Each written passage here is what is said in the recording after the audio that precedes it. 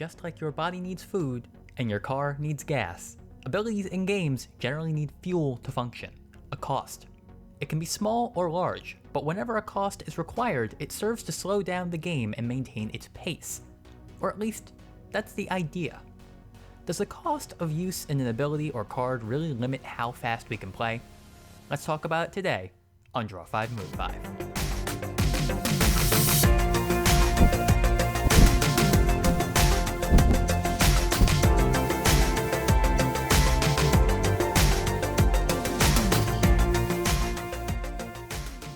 Hey everyone, and welcome to the table. My name is Gabe, and this is Draw 5 Move 5, a show where we draw connections between the mechanics behind our favorite games. As an avid game enthusiast, I often talk with my friends who play other games for design insight. Although I play Yu-Gi-Oh!, it's my trading card game of choice, and some of them play Magic the Gathering, the two games share similarities and bring up interesting talking points at their differences. A core difference that's always brought up, however, is that Yu-Gi-Oh! Doesn't have any resource system, and Yu-Gi-Oh! Is too fast. These two are often brought up together, and I feel like my friends have made the connection that because Yu-Gi-Oh! Has no resource system, the game is therefore faster, as any card can be played at any time. While this is partly true, I think there's a disparity between how much faster the game actually is and how much faster they think it is. How much does the cost of playing cards, or in other gaming mediums, abilities, affect the speed of a game? To start, let's take a look at how Magic the Gathering deals with the costs of using cards and abilities. The game involves two types of cards, spells and lands. Spells are the things you cast that impact the game state in some way. These can be things like creatures, instants, enchantments, and so on. In order to play these spells, you need to pay mana of one of 5 colors: white, green, blue, red, and black, based on the symbols displayed in the top right corner of the spell. To acquire this mana, you need lands, and lots of them.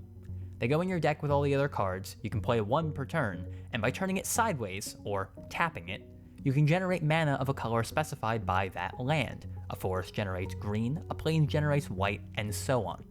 The basic idea is that every turn you play a land, and after a few you can start to cast spells and get the game rolling. In this way, there's a lot more waiting in Magic. Each player needs to draw lands and play them for their game plan to accelerate, otherwise they can't cast more powerful spells. If a card requires 5 mana, there's almost no chance you can play that within the first few turns, because you simply don't have enough land, and that's if you play one every turn. Sometimes you don't have enough land at all, or even too much, causing you to grind to a halt while your opponent continues to play the game. Overall, this implies Magic functions at a reasonably mellow clip until it heats up in later turns.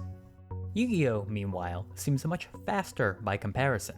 The game has no mana system, and the only hard game rule limitations that slow you down are trap cards must be set before activation, a limit to the number of monsters and spells you can play total due to board space, and a single normal or tribute summon per turn in addition to special summons. Otherwise, every card is playable right out of the gate. Well, almost. You see, Yu-Gi-Oh!, like Magic, can and frequently does have other stipulations on its cards that still give them a cost. Enter the battlefield or on-summon effects are common, as is discarding cards to activate effects, destroying cards, and so on. There are a lot of cards in Magic as well that don't require mana to use their abilities once they've been cast, similar to a variety of Yu-Gi-Oh! Cards, or that just have a static impact on the board state, again, like more Yu-Gi-Oh! Cards. Additionally, while it's true that Yu-Gi-Oh! Decks, especially combo decks, can play quite fast, there are a variety of middling and slower strategies that have and continue to be extremely prevalent throughout the game's history. Sky Striker is one of the best decks the game has ever seen, winning over 20 Yu-Gi-Oh! Championship Series events, and the deck does not play fast. All the deck does is activate some spell cards, set cards, draw cards, and interrupt the opponent, then poke for damage as they can. They slow roll across the course of the game, and take their time slowly drawing out their opponent's resources. Altergeist, a more rogue deck that still managed to get some tops in recent months, is another slow deck that takes time to officially win the game. The same is true of Subterra Guru Control, True Draco, and a variety of other back row heavy decks that constantly crop up in our game. Even Salamangreat, the deck that won our World Championship this past year, can still take between 5 and 10 turns to out-resource the opponent and swing in for lethal unless they find a way to make a one-turn kill. An important distinction to make here is that most Yu-Gi-Oh games are played in our primary format. The games are 2-player, 40 to 60 cards per deck, and a maximum of 3 copies of any card, excluding those somewhere on the Forbidden and Limited list, can be played that pull from any point in Yu-Gi-Oh's history. Most games of Yu-Gi-Oh you'd ever play abide by these rules. Magic the Gathering, however, is a game with a much more diverse array of formats, with drastically different rule sets and limitations that can start to affect how long a game takes. Commander, the format that most of my friends play, is a long-form format, but this is because the decks are 100 unique cards barring basic lands, and the format is multiplayer. One round at the table can take a minute if all anyone does is play a land and pass their turn, or it can take 15 for one player when their mana pool has massively expanded and they're trying to calculate who to hit, how to do the most damage, and make the most relevant board impact, and politic with other players to gain favor and alliances. Comparatively, Magic's other constructed formats such as Standard, Modern, and Legacy all follow a more conventional one-on-one 60-card deck, 4 of each card maximum style. We can see that at the tournament level, these games are given on average 40 to 50 minutes per round, which is very comparable to Yu-Gi-Oh's 40-minute rounds in a comparable format. And in fact, when Yu-Gi-Oh starts to branch out into other formats, ones more similar to Commander, the time can start to extend despite the game's more immediate nature. Tag duels, an older format where the board was shared by 2 players on a team against another pair of 2, and they took alternating turns, would play out much longer, like a game of Commander, due to the multiplayer nature of the format. And the more casual a gaming experience players opt for, the longer the games will take as more unique, but arguably less powerful, cards can come into the format. If we take a deeper look at the Magic formats similar to standard Yu-Gi-Oh, the amount of time a game can take is not only comparable in minutes, but also in turns. Depending on the deck matchups, it's not uncommon to see games in Standard, Modern, and Legacy only last about 7 turns for each player, not much more than an average of 4 or 5 turns for each player in Yu-Gi-Oh! Especially when you factor in that in Magic, the first 2 turns may just be playing lands and passing to accrue enough mana for the game to actually begin. These constructed decks also aim to play a variety of low-cost spells and favor being able to cheat out cards as soon as possible by avoiding mana costs, throwing more lands onto the board than they should, and by taking any other means to achieve their win condition as fast as possible.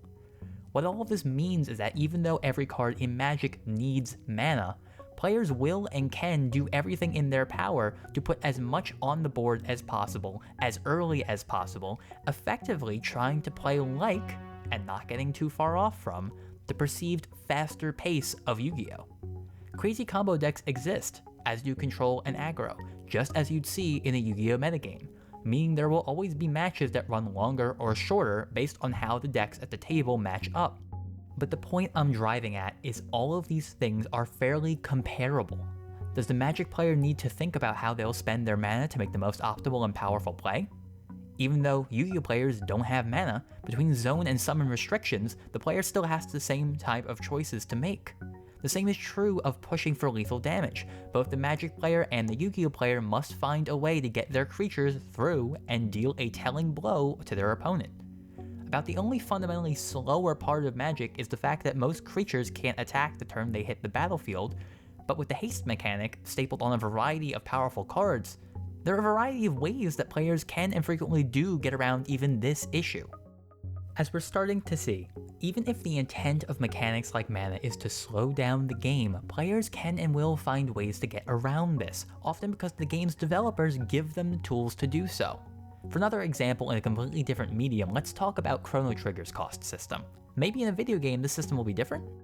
Every character in Chrono Trigger has the ability to use special abilities called techs, but using them costs a certain amount of MP, mana, the game's cost system, in order to use. Same as Magic the Gathering, spend a certain amount of resource X, get outcome Y.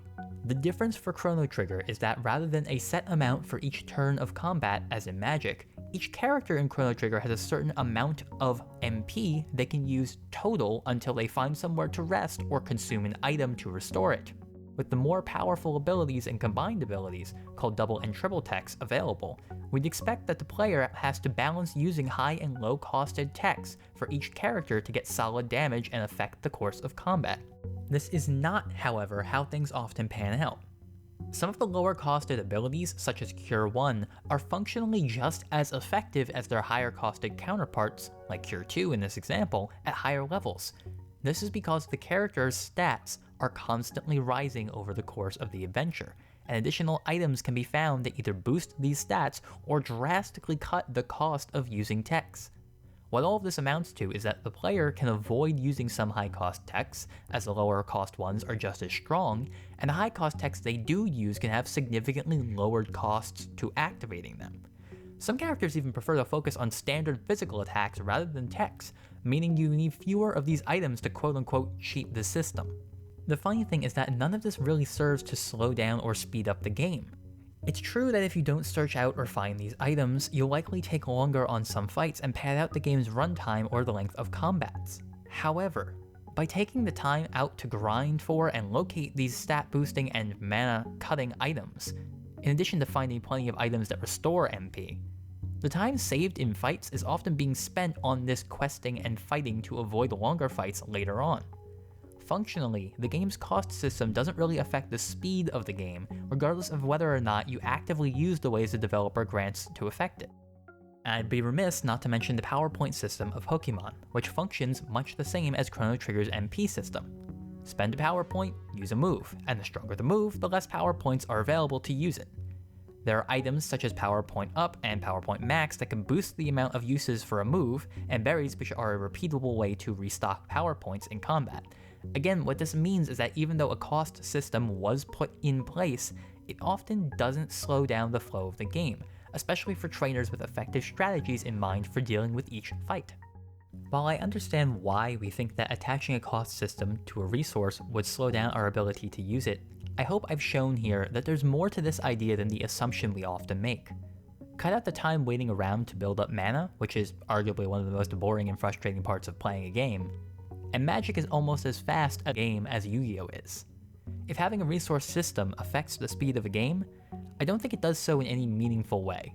And there are other reasons to institute a cost system in a game, like increasing the challenge by making that resource scarce at times, that are far more important to consider in our development.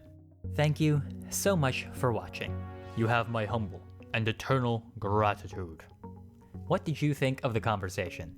Do you feel like resource systems speed up or slow down games, and why? I'd love to hear your thoughts, so let's keep this discussion rolling down in the comments.